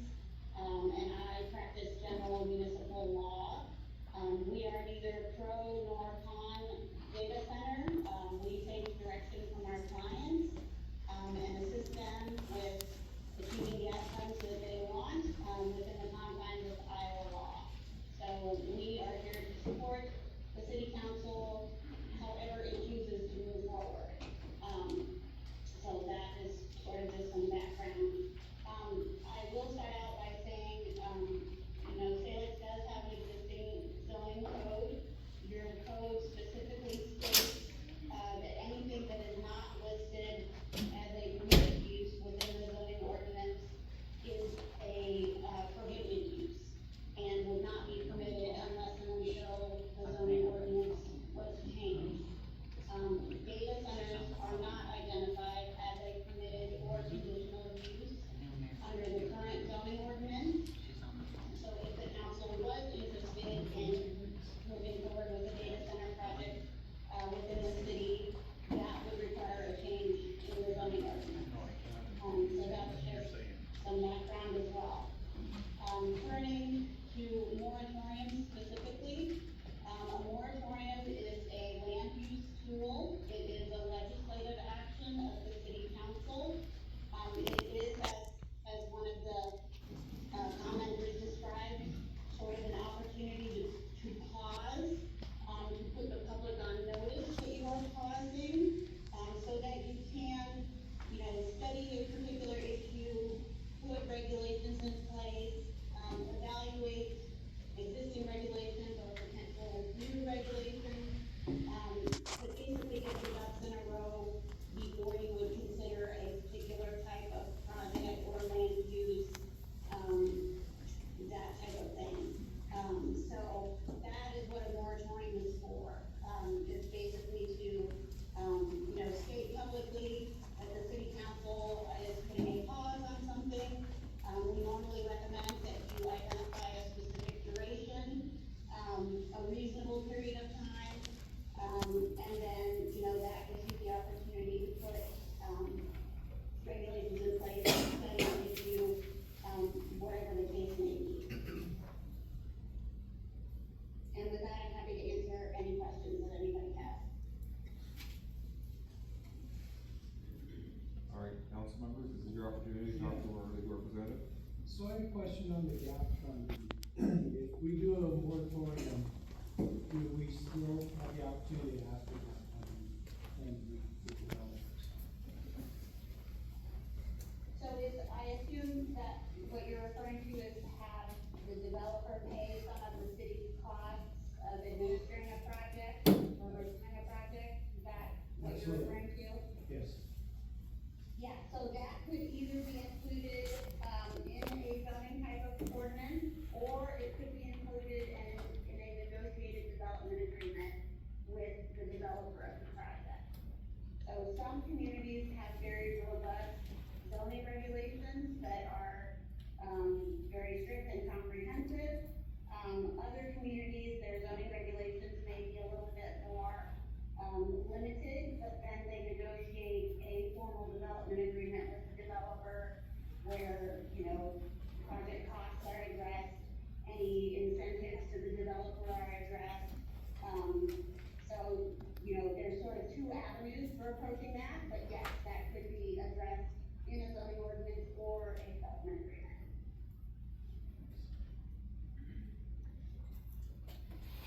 Hi, this is Denise Burkhart. So just to clarify that a little bit.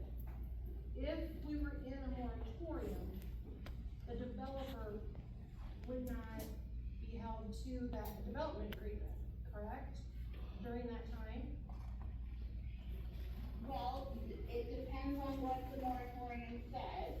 So a moratorium could just say, we will not consider any formal, data center proposals until the city either has a new zoning ordinance in place or a development agreement template or, whatever it is that you want to pursue in the interim.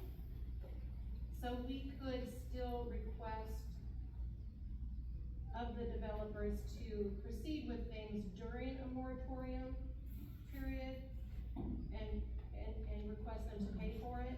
I ask because I'm told that if you're in a moratorium and you want, say, water testing done, it is the city's responsibility to pay for that during the moratorium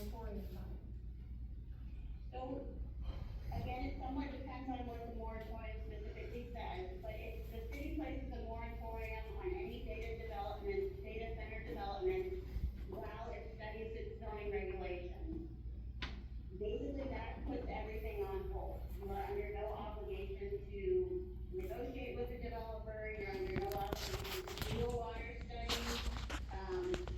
The purpose of the moratorium is to give the city time to review its regulations and get those in place. So you would have no obligation to assist the developer with a data center project.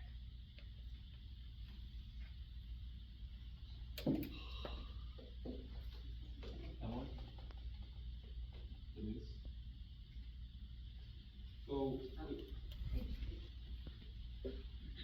I don't quite understand, I understand the purpose of the moratorium, and I understand the reasoning behind it. But today, there's no end user identified. There is no timeline for us to have to change an ordinance or update it. There's no timeline to make a decision or a proposal to an end user that doesn't exist yet. So, my question is kind of, I see it as a little early for that to be in place. We don't have a designated industrial area to study. Nobody is telling us, you have to have this done in a year. So that's just kind of my concern, is if our community wants things like a water study done during a moratorium, that's on our dime.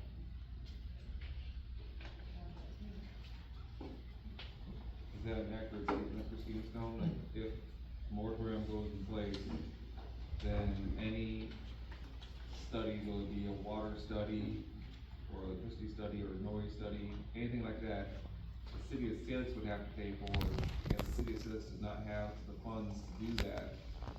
Whereas if a moratorium was not in place, then we could negotiate with the end user, and the end user could potentially pay for that. Yeah, so if the moratorium were in place, I would say, you're certainly not gonna be able to require a developer to pay for it. It would be up to the city whether it wanted to or not. So, if you want to move forward with a study and conduct it yourself, you certainly could. But there would be nothing, on the books to force the developer to complete that kind of study and pay for it. Well, why would you do studies if we don't have a customer? Well, Why would we spend any of our money? That's what, Denise was alluding to, it's premature. And I say, we put a pause on it, we do a motion for a moratorium. We put a pause on it, and then if they wanna come to us and say, hey, we wanna move forward, we go after gap funding and they pay for all the studies. And we get our research and ducks in order. That's all they're asking, the people in our town, was it 70-some people signed a petition? If we're up here on the board, and our job is to represent the town, what are we doing? Our job is to represent the town, but we have to do what's best for the town, Jimmy. I'm not saying that maybe 9 months from now, once we have some answers, or 12 months from now, once we have some answers, if we are uncomfortable at that point, I would think that a moratorium discussion, would be a good idea. But right now, again, there's no end user, there's nothing to pause. If it just takes the heat off us. It takes the heat off the whole situation if we just put it on pause. But it takes a lot of decisions out of our hands. No, it doesn't. This is not, no, this is not where the public can yell out stuff. Please do not disrupt the council meeting. Please do not do that. This is a council discussion. I'm gonna just say I'm motioning for a moratorium. And if I don't have a second, at least I stated my point, so.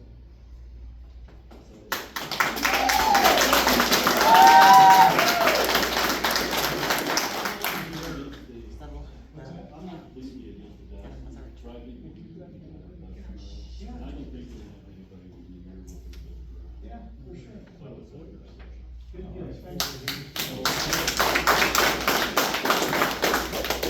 Do a roll call vote, just to be on the safe side, I don't want there to be any question of go loud, some voice vote or quiet. I'm just gonna do what I always do, which is go left to right. Yes. Brenda?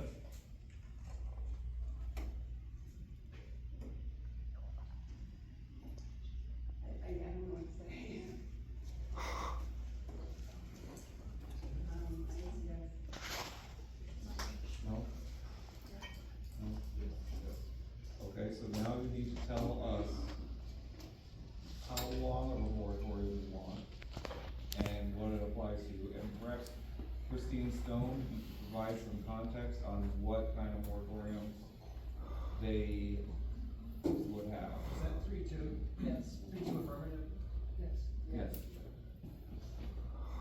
Yeah, so, I would suggest that you want to include a, date or a timeline of the moratorium. It could say the moratorium shall be in place for a year or until, a zoning regulation has been adopted, whichever is sooner. You could do that type of a moratorium, or it could just be a hard year or 6 months, whatever you think is a reasonable period of time. And then in terms of the moratorium, what do you want to basically put on pause? Are you pausing consideration and negotiation of any data center proposals? Are you just putting a moratorium on any zoning related changes to data centers? And we can always prepare, if you can give us some direction, we can prepare a proposed moratorium language that obviously you could revise at your next meeting, but, having some parameters on the front end would be helpful.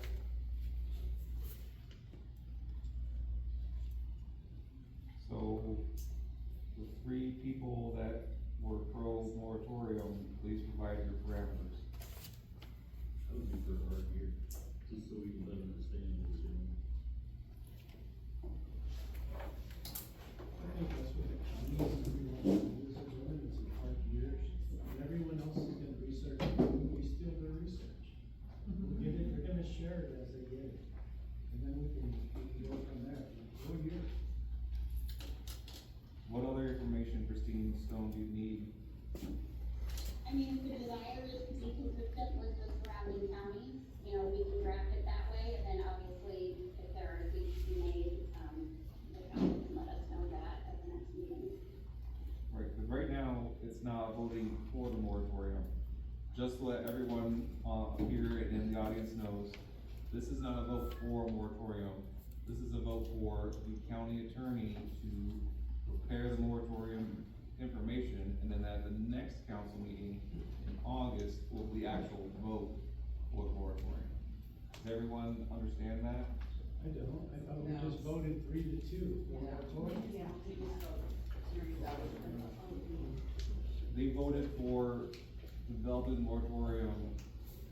Christine, can you elaborate, 'cause Yeah, I mean, the moratorium needs to be specific, and so there would need to be a vote on the specific language of the moratorium, which is normally either included, in a resolution or ordinance, depending on what is being put on pause. So, yes, my suggestion is we get the feedback tonight, and then the actual language is presented at the next council meeting for a formal vote.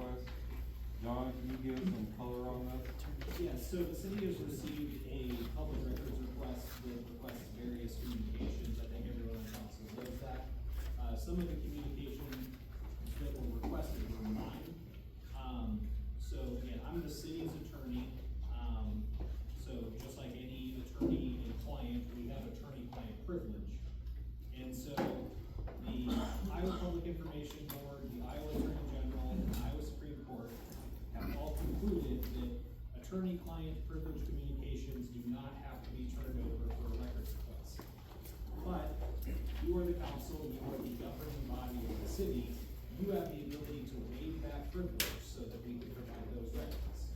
So we wanted to bring it to you to let you know, because we're being thorough and responding to the entire request.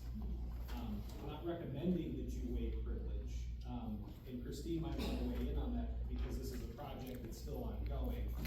And in 7.5 years of doing municipal work, I've never had a city waive privilege. So I'm not recommending it, but you do have that ability.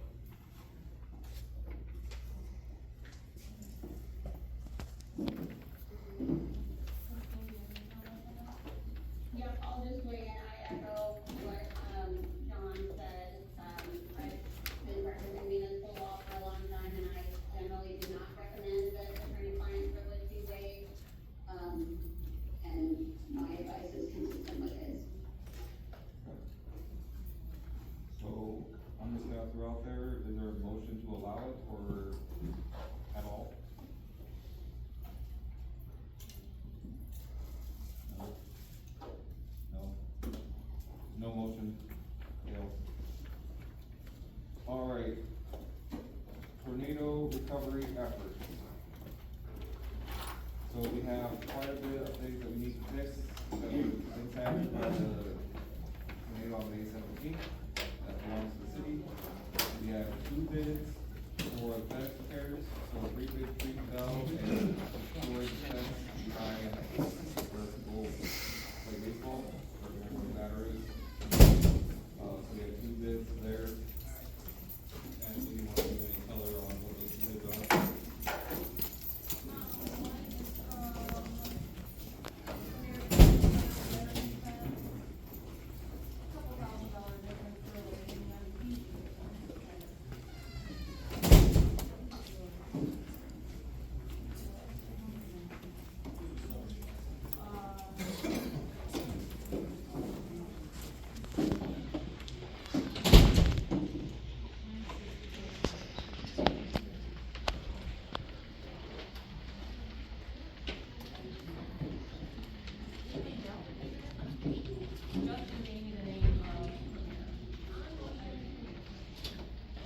I think Emily motioned first, so that leaves me to be a second. All in favor? Alright. So Emily got motions and then Denise seconds. Before we get going, just an update for the council and for everyone who wants to know. We are working with the city insurance company. We filed a claim weeks ago, or a month ago actually, and we hope to have our claim check at the end of the week.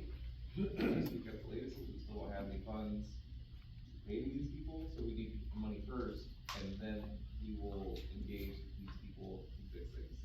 Once we have our spend money, we don't have the money to fix it in our reserves. Alright, so next one is bid for shingle replacement. This is the shelter right next to the baseball field. So I had two businesses look at it. The first business texted me what he thought needed to be done, and then did turn in paper. I don't know if it's changed or not, but I haven't seen it yet. So who I have in paper here is Casey Roofing, that's something. So that's one.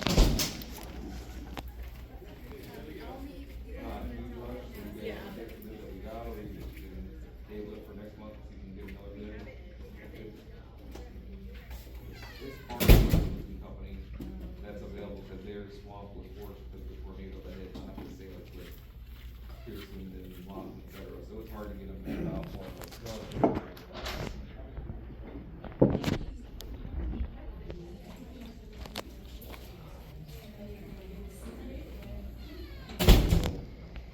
Table that one. Bid for bleacher repairs, I highly recommend that we table that one. When we put in the estimate, it was actually repair what we already had out there, I think it was just replace the whole thing. So, Ashley was getting the insurance company, what the cost of this, and we were full on planks, and it was to repair individual planks. So, I recommend tabling that. You fine with that? Alright. Last one one is bid for tree pile removal. We cut off or stopped letting people dump it after 3 weeks. We have 2 bids to remove it. One is $10,000 and the other one is close to $30,000. What was it? 20-some $1,000? I don't have the numbers in front of me, I don't memorize the numbers.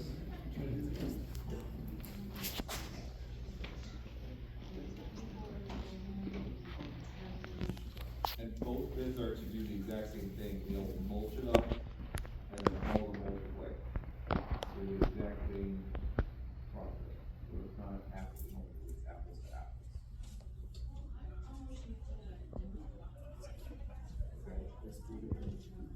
So it doesn't need to be done right away. We're not gonna do anything.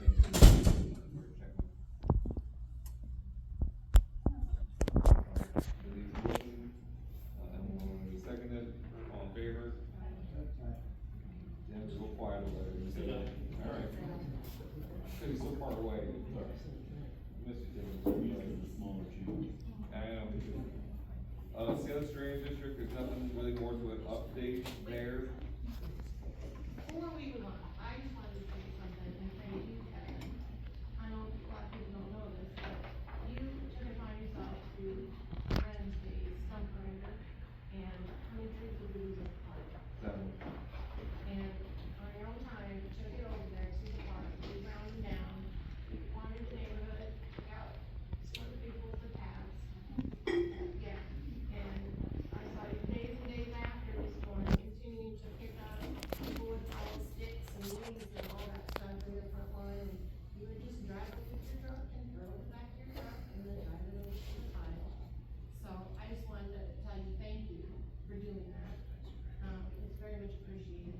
I know a lot of people don't see it, but you're a good guy.